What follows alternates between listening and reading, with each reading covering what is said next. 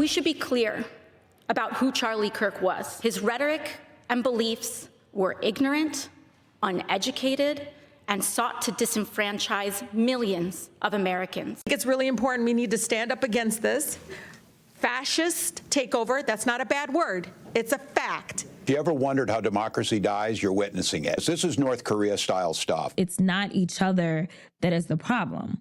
It's the other side. It's the fascists. Democrats ramping up their sinister rhetoric. Doubling down on their divisive accusations in the wake of Charlie Kirk's death, despite growing concerns of political violence. Miranda Devine is attending Charlie Kirk's memorial today, and she joins us on set. Miranda, thank you for being here. Thanks for having me. Let's get your reaction. I mean, it was really remarkable that more than a quarter of House Democrats couldn't bring themselves to vote on a resolution that was devoid of any kind of partisan rhetoric. It really is extraordinary, and for them to be doubling down on the very sort of nasty rhetoric that really has inflamed the left and made them believe that the other side, that conservatives, that Trump and his supporters are fascists and Nazis. And what do you do to Nazis and fascists but try to bump them off if you're a fringe thinking sort of crazy?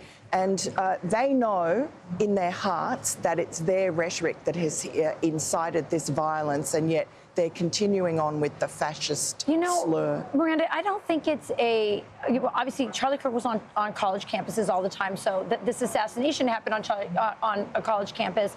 Okay, he's there all the time. That's why it ended up happening there. But the college campus environment has always been where so much of this, I mean, if you have a child comes from a conservative family and goes to an American university that's not Hillsdale, yes, they are facing all kinds of pressure. They know if they say what they think in their in their term papers, they're going to get a bad grade. They know that they'll get socially ostracized. Most of us here who have conservative kids have had their kids face that. And so I think it's interesting to me that the universities themselves haven't come out and done any introspection and said, hey, this is where free speech should be. I think they're just cowardly and craven, and they've shown themselves to be that because there is such a ferocity on the left of hatred and anger and sort of an unhinged nature to it, that I think a lot of the professors and college administrators just think that the best way to handle that is to just get into a crouch and let them do whatever they like. You know, it's interesting, especially when you consider the lengths that Charlie went to reach across the aisle and have actual civil conversations with people that he didn't agree with, both people just on college campuses, but also people sort of in our sphere, media sphere. Van Jones at CNN released a statement saying that Charlie Kirk DM'd me before he was murdered. Here's what he said, quote, "People are using his horrific assassination to call for more violence, justifying murder or even calling for a civil war. Hold up, wait a minute, that's not the Charlie Kirk how Charlie Kirk handled disagreement. Not at all. When our public dispute started going sideways, meaning the one between him and Charlie Kirk, what was Kirk's response? He pushed for more conversation, not more silencing or censorship."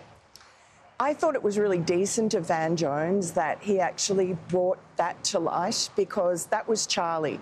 And I think that softened Van Jones' heart, and I think it's a glimmer of hope that there will be reconciliation in the future. You see it a little bit. Abby Phillips on CNN as well had a little introspective moment the other day when she said, really, liberals have engaged in censorship and cancel culture. They need to admit that.